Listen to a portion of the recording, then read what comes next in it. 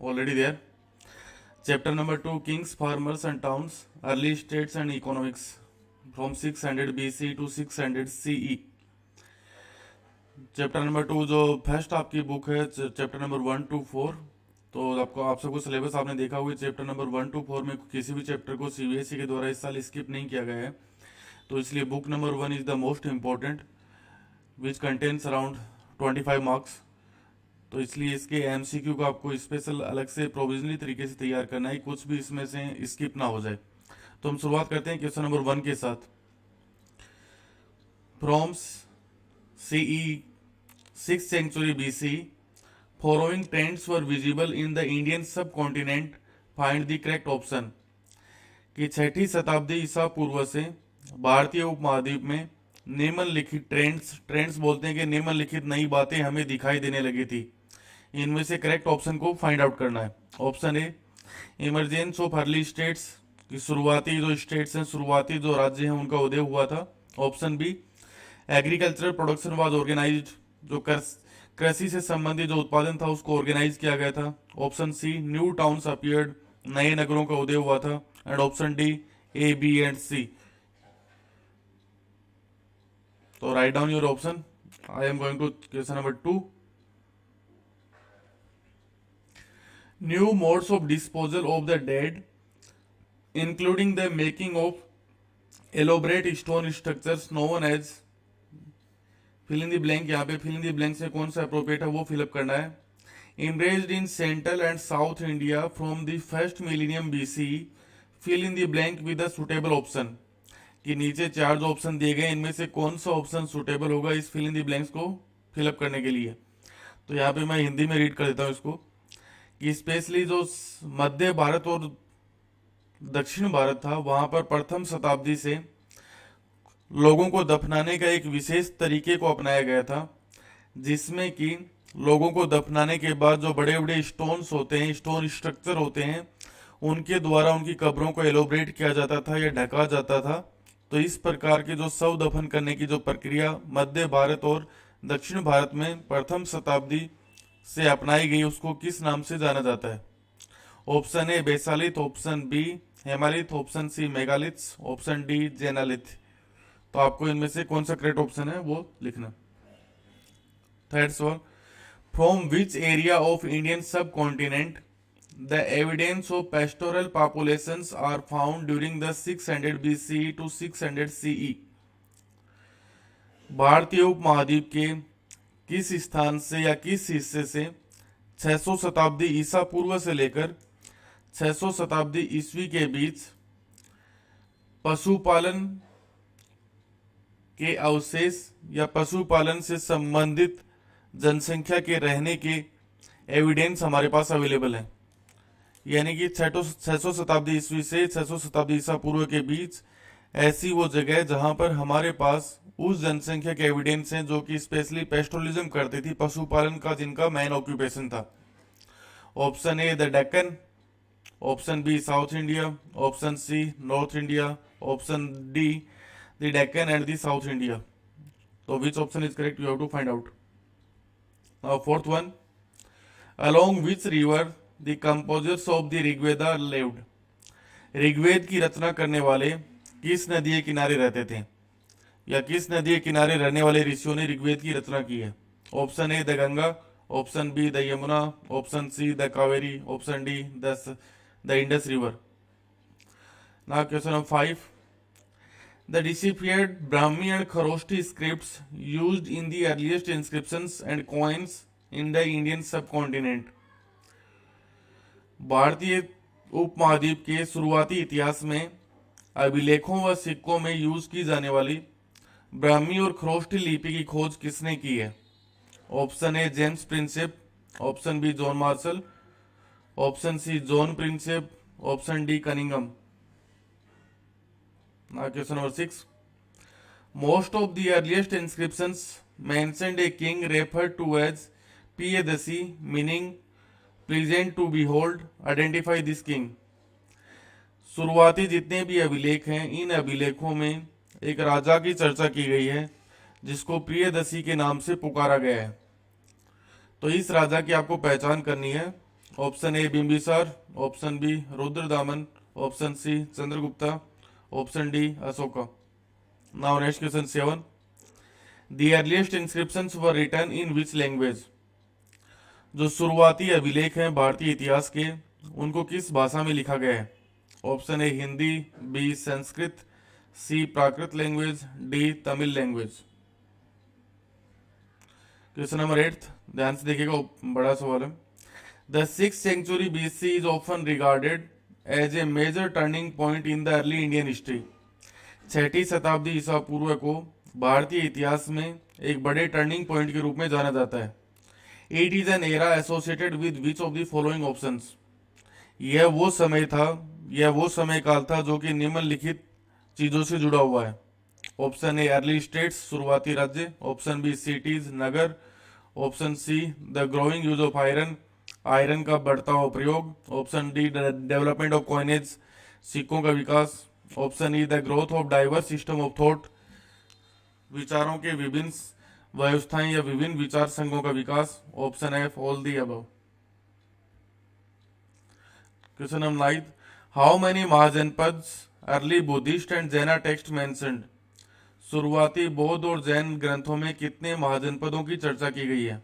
Option A 12, option B 16, option C 13, option D 18। Now 10th, the states where power was shared by a number of man often collectively called rajas was not known by which name. यानी कि ऐसे state, ऐसे राज्य जहां पर power थी, जो शक्ति थी, वो किसी एक पर्सन में ना होकर नंबर ऑफ मैन्स, व्यक्तियों के समूह में होती थी, जिन्हें की सामान्यतः राजा के नाम से पुकारा जाता था। तो इस प्रकार के स्टेट को अलग अलग नाम दिए गए हैं। इनमें से कौन सा नाम इस स्टेट को रिप्रेजेंट नहीं करता है। नोट के ऊपर ध्यान दीजिएगा, was note. Option A gana, option B sangha, option C ओलार्किक, option D महाजनपद।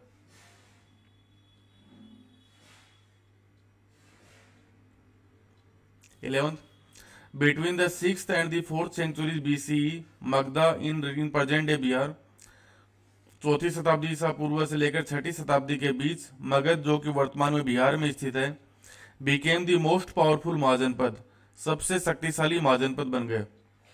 Which of the following reasons were responsible for emergence of Magadha. Magadha के इस प्रकार से शक्तिशाली महाजनपद बनने के पीछे कौन कौन से कारण रिस्पॉन्सिबल हैं, जिम्मेदार हैं। Option A productive agriculture, option B iron mines, option C elephants, option D Ganga and its tributaries, and option E policies of earliest rulers. तो ऑप्शन ए यानी जो कृषि का जो विकास था वो, ऑप्शन बी आयरन माइंस, लोहे की खाने, option C elephants, option D Ganga and its tributaries, and option E policies of earliest rulers, and there is option F also, all the above।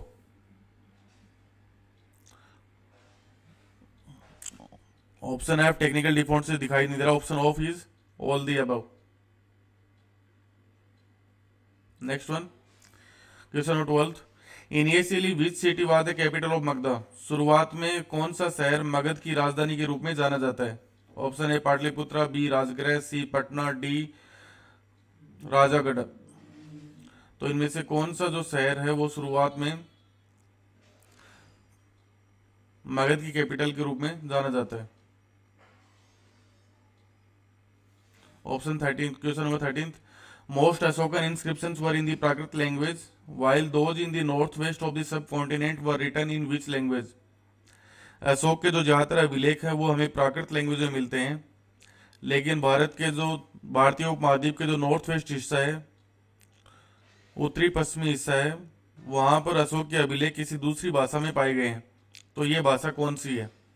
Option A Sanskrit, B Greek, C Aramaic, D Aramaic and Greek. Hindi में इसको Aramaic और Greek लिख सकते हो आप। Question number 14, most Prakrit inscriptions were written in the Brahmi script, Aramaic and Greek inscriptions were written in which script. जो ज्यादातर अभिलेख हैं वो प्राकृत भाषा के अभिलेख हैं, वो ब्राह्मी स्क्रिप्ट में लिखे गए हैं, लेकिन अरामाइक और ग्रीक भाषा में लिखे जाने वाले इंस्क्रिप्शंस में किस स्क्रिप्ट यानी किस लिपि का उपयोग किया गया है। Option A Devanagari, option B Hindavi, option C Kharosthi, option D Brahmi.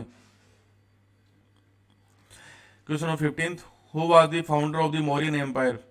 Mauryan साम्राज्य के संस्थापक किसको माना जाता है? Option A Bimbisara, option B Ashoka, option C Samudragupta, option D Chandragupta Maurya. Easy one. 16, who was a Greek ambassador who visited to the court of the Chandragupta Maurya?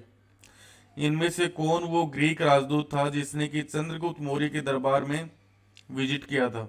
Option A Seleucid, option B Dionysius, option C Nicator, option D Megasthenes. 17, who is known as the author of the Arthashastra? Arthashastra के लेखक के रूप में किसको जाना जाता है? Option A Sarangdev, option B Vishnu, option C Valmiki, option D Kautilya या चाणक्य।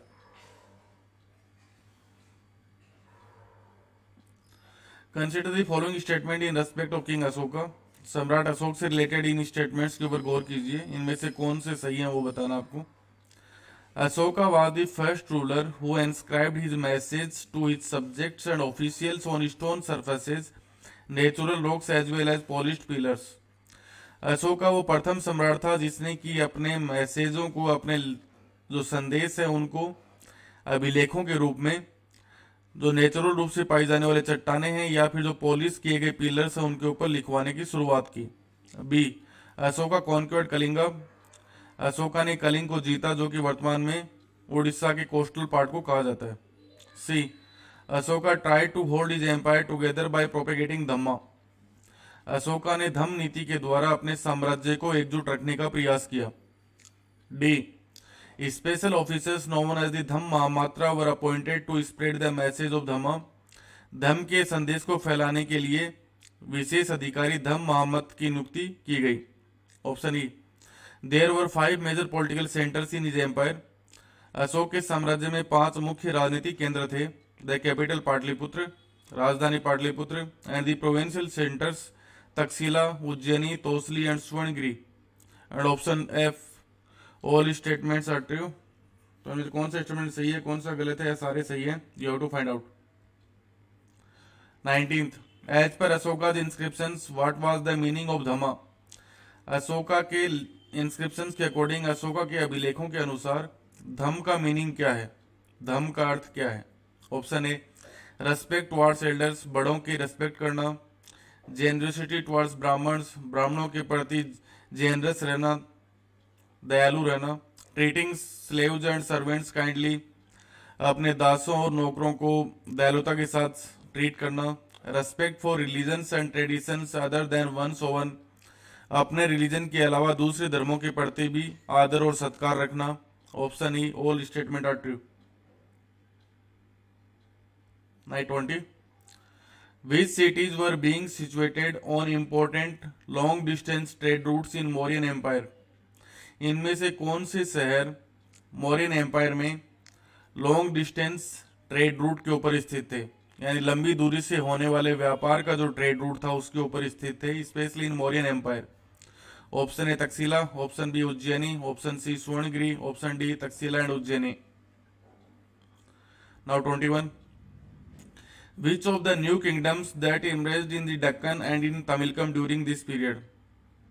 600 BC से लेकर 600 CE के दौरान, यानी इस समय के दौरान जो तमिलकम, दक्कन और जो तमिलकम का क्षेत्र है, तमिलकम जो आज वर्तमान में केरल और तमिलनाडु का क्षेत्र बोलते हैं, दक्कन और तमिलकम क्षेत्र के दौरान कौन से नए किंगडम का उदय हुआ, किन नए साम्राज्यों का उदय हुआ? Option A the Cholas, option B the Cheras, option C the Pandyas, option D the Chola, Cheras and Pandyas. Question number 22, Megasthenes mentions a committee with 6 sub-committees for coordinating military activities. Which of them is not included in this? Megasthenes के द्वारा सेना से संबंधित गतिविधियों के coordination के लिए एक कमेटी का नाम दिया गया है, जिस कमेटी में 6 सब कमेटी शामिल थी, 6 उप समितियां शामिल थी। इन उप समितियों में इनमें से कौन सी शामिल नहीं है? ऑप्शन ए, रिस्पॉन्सिबल फुट सोल्जर्स, यानी कि एक उप समिति जो कि पैदल सैनिकों के लिए रिस्पॉन्सिबल थी। सेकंड वन फॉर हॉर्सेज, घोड़ों के लिए रिस्पॉन्सिबल। थर्ड फॉर चार्टियर्स, रथों के लिए रिस्पॉन्सिबल। फोर्थ फॉर एलिफेंट्स, हाथियों के लिए responsible. E looked after the navy, जो कि समुद्र की सेना, जो नौसेना होती है उसकी देखभाल करती थी। F manage transports and provisions, एक ऐसी उपसमिति जो कि ट्रांसपोर्ट और प्रोविजन से रिलेटेड कामकाज देखती थी। And option G all statements are true. You can find out इनमें से कौन सा गलत है या सारे सही है। 23 consider the following statement in respect of Sangam text. South India में तमिल भाषा में जो टेक्स्ट लिखे गए हैं उनको संगम टेक्स्ट के नाम से जाना जाता है, संगम साहित्य के नाम से जाना जाता है। तो संगम साहित्य से रिलेटेड कौन कौन से ऑप्शन है वो करेक्ट है। पहला तो मैंने आपको पहले डिस्कस कर दिया। Option A Sangam text were written in the Tamil language, Sangam साहित्य वो तमिल भाषा में लिखा गया है। Option B it contains poem, इसमें ज्यादातर पोइम्स का संग्रह है यानी कविताओं का संग्रह है। Describing chips and ways in which they acquired and distributed resources, इसमें उन कविताओं का संग्रह है जिसमें उन मुखियाओं का वर्णन किया गया है जो किस प्रकार से संसाधनों को ग्रहण करते थे और बाद में उनका पुनर्वितरण करते थे, उनको डिस्ट्रीब्यूट करते थे। Sangam text were written in Telugu language. And option D A and B. Now 24. At which place colossal statue of Kusana ruler have been found? Kushan शासक की विशालकाय प्रतिमा हमें भारत में किस स्थान पर मिली है या वो भारतीय उपमहाद्वीप के किस स्थान पर मिली है। Option A Mat near Mathura, Mat एक क्षेत्र है मथुरा के पास। Option B Afghanistan. Option C Mat near Mathura and Afghanistan. Option D south India. Now 25. Which rulers adopted the title Devputra or the son of God, inspired by Chinese rulers who called themselves son of heaven? नीचे दिए गए option में से किस सम्राट ने अपने लिए देवपुत्र की उपाधि धारण की, जिसका मतलब होता है देवता का पुत्र, और उसने उपाधि चाइना के शासकों से प्रभावित होकर ग्रहण की, क्योंकि चाइना के शासक अपने आप को सन ऑफ हेवन, स्वर्ग के बेटों के रूप में संबोधित करते थे। ऑप्शन ए इंडो ग्रीक शासक, ऑप्शन बी मौर्यन शासक, option C Gupta rulers, option D Kushana शासक। 26. By which time samanta system was introduced in the political history of India? भारत के राजनीतिक इतिहास में हमें किस समय से सामंत व्यवस्था का उदय या सामंत व्यवस्था की शुरुआत दिखाई देती है। ऑप्शन ए बाय 3rd सेंचुरी, तीसरी शताब्दी से। Option B bye 5th century, 5वीं शताब्दी से। Option C by the 4th century. Option D by the 6th century. तो you have to find out the correct option. Now question number 27. Kanishka was a famous king associated to which empire? Kanishka जो राजा था वो किस empire से related प्रसिद्ध राजा था। Option A Indo Greek, option B Mauryan, option C Gupta, option D Kushana. 28. In which language the Prayag Prashasti, also known as the Allahabad pillar Prashasti, जिसे कि इलाहाबाद स्तंभ प्रशस्ति के नाम से भी जाना जाता है, इलाहाबाद स्तंभ अभिलेख के नाम से जाना जाता है। तो प्रयाग प्रशस्ति या इलाहाबाद स्तंभ अभिलेख कंपोज बाय हरिसेना, जिसकी रचना हरिसेन के द्वारा की गई है। The court poet of Samudragupta, जो कि समुद्रगुप्त का एक दरबारी कवि था। तो इस प्रशस्ति की रचना किस लैंग्वेज में की गई है, किस भाषा में की गई है। Option A Awadhi, option B Pali, option C Hindi, option D Sanskrit. 29. By which rock inscription in Sanskrit we found the achievements of the Shaka ruler Rudradaman? Shaka शासक रुद्रदामन से संबंधित हमें जानकारी किस रॉक इंस्क्रिप्शन से मिलती है, जो कि संस्कृत भाषा में लिखा गया है। संस्कृत भाषा में लिखे गए किस रॉक इंस्क्रिप्शन से हमें शक शासक रुद्रदामन के अचीवमेंट्स की जानकारी मिलती है। ऑप्शन ए गिरनार अभिलेख, ऑप्शन बी टोपरा अभिलेख, ऑप्शन सी जूनागढ़ अभिलेख, ऑप्शन डी आजमगढ़ अभिलेख। 30. 3 kingdoms are associated with the Girnar rock inscription, identify the correct option. Girnar rock inscription है, गिरनार रॉक अभिलेख है, उससे 3 साम्राज्य जुड़े हुए हैं, उनको आइडेंटिफाई करना है। Option A Gupta, Shaka and Mauryas, option B Gupta, Shaka and Indo Greek, option C Shaka and Mauryas, option D Shaka and Indo Greek.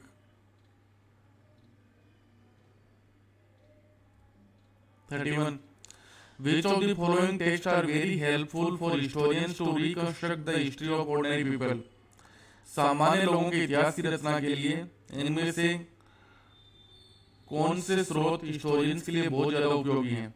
Option A Jataka कथाएं, option B the Panchatantra, option C Vedas, option D the Jataka and the Panchatantra.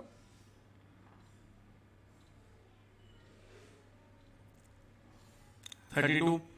In which language the Jataks were written around the middle of the first millennium BC? प्रथम शताब्दी के मध्य में जातक कथाओं की रचना की गई थी। इन कथाओं की रचना किस भाषा में की गई है? Option A Hindi, option B Sanskrit, option C Tamil, option D Pali language. Now next question number 33. Which of the Jatak describes the plight of the subjects of a wicked king? इनमें से कौन सी जातक कथा में एक बुरे राजा की कहानी को दर्शाया गया है? ऑप्शन ए मुनि का जातक, ऑप्शन बी कुकुटू जातक, ऑप्शन डी द गतेंदु जातक, ऑप्शन सी द कचप्पा जातक। 34. Which of the following strategies were adopted for increasing the production from 6th century BC? छठी शताब्दी ईसा पूर्व से लेकर कृषि से संबंधित जो उत्पादन है उसको बढ़ाने के लिए इनमें से किन किन तकनीकों को अपनाया गया? Option A the iron tip ploughshare was used, हल के अंदर जो आयरन का जो फाल होता है उसका यूज करना शुरू किया गया। The introduction of transplantation in paddy, धान की खेती में ट्रांसप्लांटेशन की शुरुआत हुई। यूज ऑफ इरिगेशन, सिंचाई की व्यवस्था की शुरुआत हुई। Shift of low agriculture which is spread in fertile alluvial river valleys, जो गंगेटिक क्षेत्र में जो फर्टाइल एलुवियल रिवर वैली थी वहां पर एग्रीकल्चर की शुरुआत हुई। Option A all the above, सभी ऑप्शंस। तो कौन सा सही है कौन सा गलत है, you have to find out. 35. Which of the following is not correctly matched? यहाँ पर कुछ ऑप्शन ए और आगे उनकी मैचिंग दी गई, इनमें से कौन सा सही तरीके से मैच नहीं है उसके बारे में आपको फाइंड आउट करना है। नोट के ऊपर ध्यान दीजिएगा। लार्ज लैंड ओनर्स को वेलार बोला जाता था। प्लोमैन जो हल खेती का काम करते थे उनको जुआर बोला जाता था। स्लेव थे उनको अदामी बोलते थे। गणपति थे उनको विलेज हेडमैन के नाम से पुकारा जाता था। तो ये ज्यादातर तमिल में कुछ वर्ड्स हैं जिनका मैचिंग आपको फाइंड आउट करना है। 36. Consider the following statements in respect of land grants. जो जमीन का जो दान दिया जाता था, जो लैंड ग्रांट्स दिए जाते थे, उससे रिलेटेड कुछ स्टेटमेंट्स हैं। You have to consider them, are they true और false. Option A some of these inscriptions were on stone but most were on copper plates. Land grants related ज्यादातर अभिलेख हैं वो उनमें से कुछ स्टोन्स के ऊपर लिखे गए हैं, लेकिन ज्यादातर अभिलेख हमें कॉपर प्लेट ताम्र पत्रों के ऊपर मिलते हैं। Option be most inscriptions were इन संस्कृत, इनमें से ज्यादातर अभिलेख संस्कृत भाषा में लिखे गए हैं। Option C from the 7th century onwards most part of the inscriptions was in Sanskrit while the rest was in local language such as Tamil और तेलुगु। 7वीं शताब्दी के बाद से अभिलेखों के कुछ भाग संस्कृत में लिखे गए हैं, जबकि बचे हुए हिस्से लोकल भाषाओं में स्थानीय भाषाओं जैसे कि तमिल और तेलुगु में भी लिखे गए हैं। Option D The inscription also gives us an idea about rural population. इन ताम्रपत्र अभिलेखों से या लैंड ग्रांट से रिलेटेड अभिलेखों से हमें स्थानीय ग्रामीण जनसंख्या के बारे में भी आइडिया लगता है, के बारे में भी जानकारी मिलती है। Option D The inscription indicates that Prabhavati गुप्त had access to land which she then granted. अभिलेखों से हमें ये जानकारी मिलती है कि प्रभावती गुप्त के पास जमीन से रिलेटेड संसाधन थे जिनका उसने बाद में दान किया है। ऑप्शन है ऑल आर करेक्ट, सभी सही हैं। फाइंड आउट इनमें से एक गलत है, जो भी गलत है वो आपको फाइंड आउट करना है। 37. Who was the father of Prabhavati Gupta? Prabhavati Gupta के फादर का नाम क्या है? Option A Chandragupta first, option B Bimbisara, option C Ashoka, option D Chandragupta second. Prabhavati Gupta जिसका बार बार नाम लैंड ग्रांट अभिलेखों में जुड़ा हुआ आपके चैप्टर में, उसके फादर का नाम क्या है वो आपको फाइंड आउट करना। 38. Why was the system of land grants introduced from 4th century CE?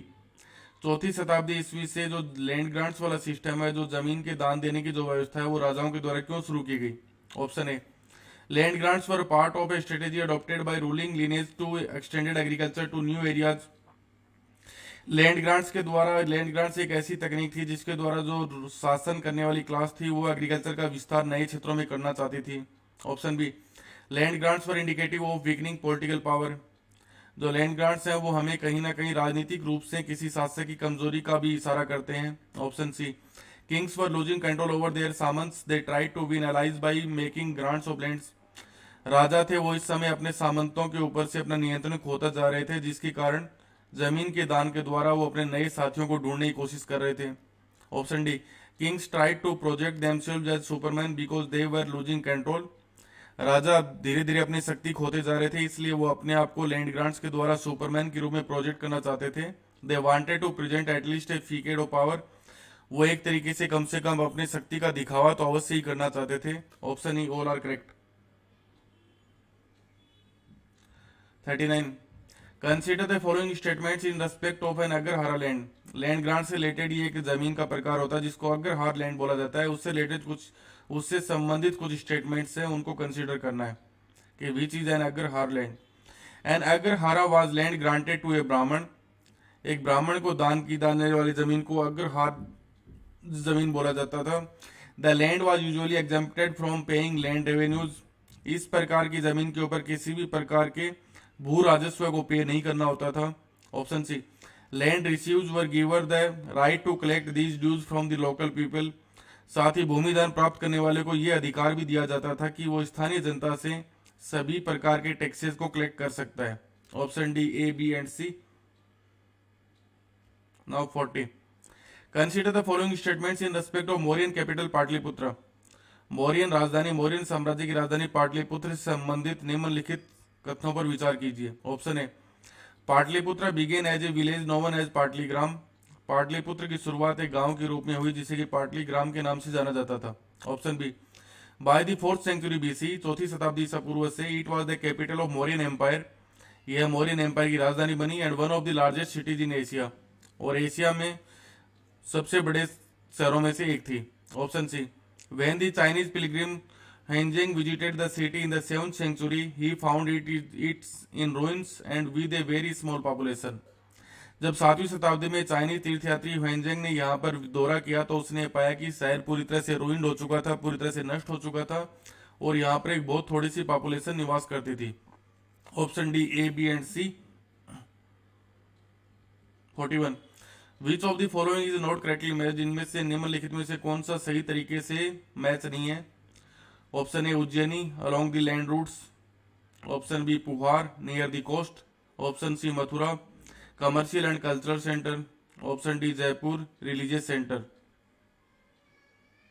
तो ये कुछ शहर दिए गए हैं, वो कुछ शहरों की कुछ फीचर्स दी गई हैं, उनमें से कौन सा शहर किस प्रकार से करेक्टली मैच है और करेक्टली नहीं है. उज्जैनी किस एक लैंड रूट के किनारे, एक जो व्यापारिक रास्ता था उसके किनारे स्थित था. पुहार एक कोस्टल के किनारे यानी समुद्री किनारे स्थित एक तटीय शहर था. मथुरा एक कमर्शियल और कल्चरल सेंटर था. जयपुर एक धार्मिक केंद्र था. तो इनमें से कौन सा विच इज नॉट लिखा हुआ है correctly matched. 42. Consider the following statement in respect of northern black polished ware NBPB. Northern polished black ware जो उत्तरी भारत में मिलने वाले काली पॉलिश वाले जो बर्तन है उनसे रिलेटेड कुछ स्टेटमेंट है, उनको कंसिडर करना आपको. These were probably use by the rich people. ये इस प्रकार के वेयर हाउस थे, ऐसे बर्तन थे जिनको कि सामान्यतः अमीर लोगों के द्वारा यूज किया जाता था. It includes fine pottery bowls and dishes. इस प्रकार के बर्तनों में हमें फाइन पोएट्री के बाउल्स और डिशेज मिली हैं. Number 3, these artefacts have been prepared with a glossy finish. इन आर्टिफैक्ट्स को प्रिपेयर करते समय इनके ऊपर एक ग्लोसी फिनिश चमकदार फिनिशिंग की जाती थी. Option D, A, B and C. Now 43. Consider the following statements in respect of guilds और श्राइन्स. गिल्ड्स या श्रेणीज का नाम सुना होगा, उनसे रिलेटेड स्टेटमेंट्स को बात करनी है. Option A, these were organisations of craft producers and merchants. Guilds और श्राइन उन लोगों के संगठन थे जो कि स्पेशली क्राफ्ट का काम करते थे या जो व्यापारी लोग होते थे, उनके संगठन को गिल्ड या श्राइन के रूप में जाना जाता था.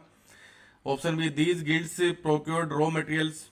ये गिल्ड्स अपने संगठन के लिए कच्चे माल की प्राप्ति सुनिश्चित करते थे. ऑप्शन सी, दे रेगुलेटेड प्रोडक्शन. वे होने वाले उत्पादन पर नियंत्रण रखते थे. And marketed the finish products.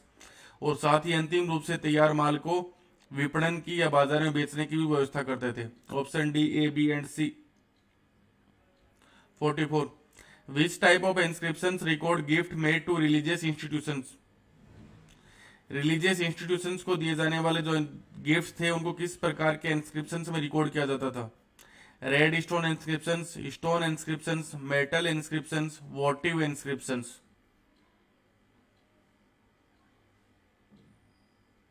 45.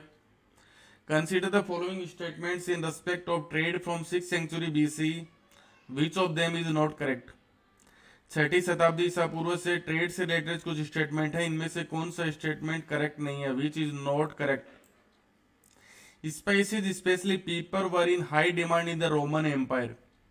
मसाले जिनमें की विशेष रूप से काली मिर्च थी, उसका रोमन एम्पायर में बहुत ज्यादा मांग थी, उसकी बहुत हाई डिमांड थी इन रोमन एम्पायर, रोम के साम्राज्य में। Option B. Archaeological evidence of a bead making industry using precious and semi precious stones has been found in Kodumanal. Tamil Nadu का कोडुमनल क्षेत्र में आर्कियोलॉजिस्ट को कुछ एविडेंस मिले हैं जहां पर कुछ ऐसे कारखाने मिले हैं जहां पर बीड मेकिंग इंडस्ट्री का काम होता था, जिसमें कि कुछ कीमती और अर्ध कीमती स्टोन्स को यूज करते हुए बीड्स का निर्माण किया जाता था। Option C. Indian goods transported across the Arabian sea to the Antarctica. भारतीय वस्तुओं का निर्यात है जो वो अरेबियन सी से लेकर अंटार्कटिका तक फैला हुआ था। Option D. Successful merchants designated as masattuvan in Tamil and setthis and satthavahas in Prakrit. जो सफल व्यापारी थे उनको तमिल में मेसुटुवन और प्राकृत भाषा में सातवा या सेठीज के नाम से पुकारा जाता था। 46 बड़ा सवाल है, ध्यान से सुनेगा। Consider the following statement in respect of coinage system in early India, which of them is not correct? शुरुआती भारत में जो कॉइनेज व्यवस्था थी, सिक्कों की जो व्यवस्था थी, उससे रिलेटेड कुछ स्टेटमेंट है, इनमें से कौन सा स्टेटमेंट करेक्ट नहीं है, not correct? Option A. Punch mark coins made of silver and copper. Punch mark coins थे वो सिल्वर और कॉपर से बने हुए होते थे। Were amongst the earliest to be minted and use, जो कि भारत के शुरुआती सिक्के हैं जिनको कि बनाया गया और यूज में लाया गया। Option B. Numismatics is the study of coinage. सिक्कों का अध्ययन करने की कला को न्यूमेस्टिक्स बोलते हैं। Option C. The first coin to bear the names and images of ruler were issued by the Kushanas. वे प्रथम सिक्के जिनके ऊपर किसी राजा का नाम और उसकी इमेज लगी हो, इस प्रकार के सिक्के कुषाणों के द्वारा लागू किए गए थे। Option D. The first gold coins were issued from first century BC by Kushanas. प्रथम सोने के सिक्के भारत में प्रथम शताब्दी से कुषाण शासकों के द्वारा जारी किए गए थे। Option E. These were virtually identical in weight with those issued by contemporary Roman emperors and the Parthian rulers of Iran. जो शुरुआती सोने के सिक्के थे वो उनका वेट, उनका वजन कंटेम्परेरी जो परंपरागत जो रोमन एम्पायर थे या जो पार्थियन शासक थे उनसे मिलता जुलता था। भारत में लागू किए जाने वाले जो शुरुआती रोमन, भारत में दिए गए शुरुआती जो सोने के सिक्के थे उनका वजन उनके समकालीन रोमन शासकों और पार्थिव ईरान के पार्थियन शासकों के सिक्कों से मैच करता था, मिलता जुलता था। Option F. Hordes of Roman coins have been found from archaeological sites in South India. South India के आर्कियोलॉजिकल साइट से हमें रोमन सिक्कों के भंडार मिले हैं। Option D. Coins were also issued by tribal republic such as that of the Yaudheyas of the Punjab and Haryana. Bharat में सिक्के जो ट्राइबल रिपब्लिक थे, आदिवासी रिपब्लिक्स थे, आदिवासी गणतंत्र थे, उनके द्वारा भी जारी किए गए थे। उदाहरण के लिए पंजाब और हरियाणा में योद्धे शासकों के द्वारा ऐसे सिक्के जारी किए गए हैं। Option H. A punch mark coin is named because symbols were punched. एक पंच मार्क कॉइन को पंच मार्क इसलिए बोला जाता है क्योंकि इसके ऊपर जो सिंबल्स थे, जो निशान थे, उनको पंच करके लगाया जाता था। तो नोट करेक्ट को फाइंड आउट करना है। 47 from the 6th century C onwards finds of gold coins taper off. छठी शताब्दी ईस्वी के बाद हम देखते हैं कि भारतीय इतिहास में गोल्ड कॉइन्स मिलने लगभग बंद हो गए हैं, सोने के सिक्के लगभग मिलने बंद हो गए हैं। Which of the following option is correct reason for this situation? इनमें से कौन सा रीजन इसके लिए, इस सिचुएशन के लिए सही कारण हो सकता है? Option A. It indicates that there was some kind of an economic crisis. ये हमें ये संकेत करता है कि उस समय किसी प्रकार का कोई इकोनॉमिक क्राइसिस रहा होगा, आर्थिक संकट रहा होगा। Option B. With the collapse of the western Roman empire long distance trade decline and this affected the prosperity of the states.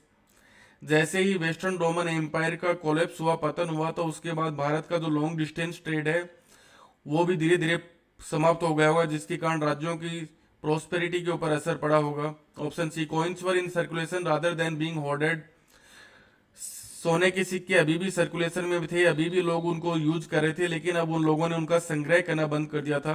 Option D, new towns and networks of trade started emerging around this time. इसी समय नए शहरों का उदय हुआ और तो trade के नए नए प्रकार के नेटवर्क भी इस समय उदित हुए। 48 which script was used in most of the Ashokan inscriptions. Ashoka के ज्यादातर अभिलेखों में किस स्क्रिप्ट का यूज किया गया है, किस लिपि का यूज किया गया है? Option A Devanagari, option B Kharoshthi, option C Hindavi, option D Brahmi लिपि। 49 by which time James Prinsep was able to decipher Ashoka Brahmi.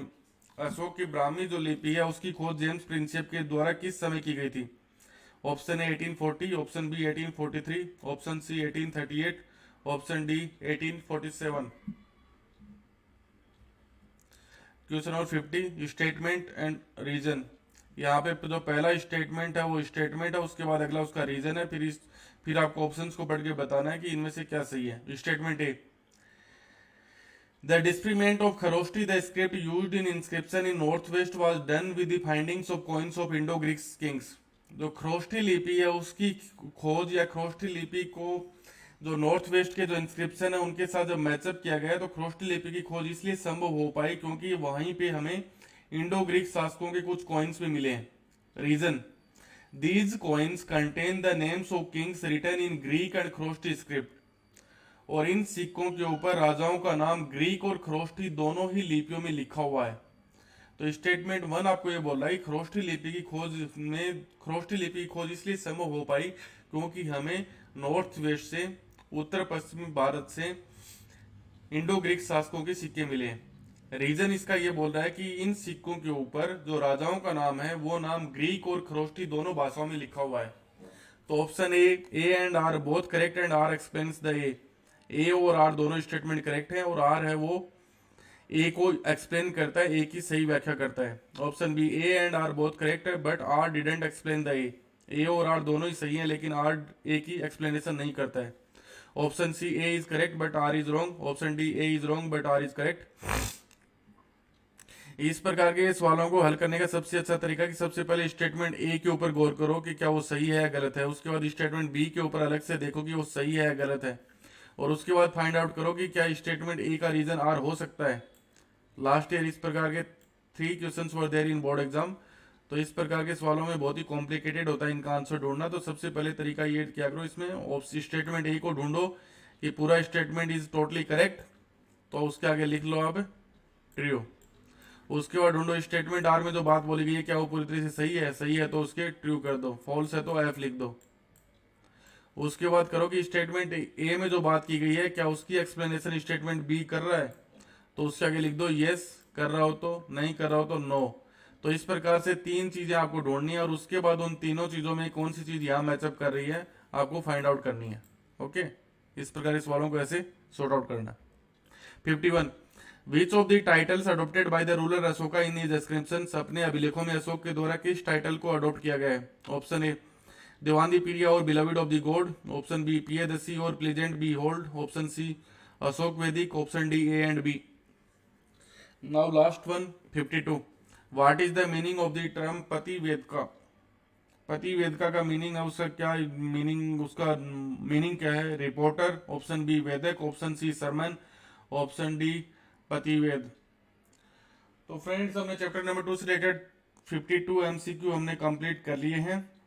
इसके आंसर्स यदि आपको करने हो तो आंसर्स के लिए आप इवनिंग में 4 o'clock की क्लास को ज्वाइन कीजिए, और जो भी अपने ऑप्शंस हैं, जो भी आपने लिखे हैं पेज के ऊपर, वो काइंडली अपने रेस्पेक्टेड टीचर को व्हाट्सएप कर सकते हो, और शाम की इवनिंग की 4 PM की क्लास में आप सब उसको मैच करके अपना स्कोर भी जान सकते हो। तो थैंक यू, बाय बाय।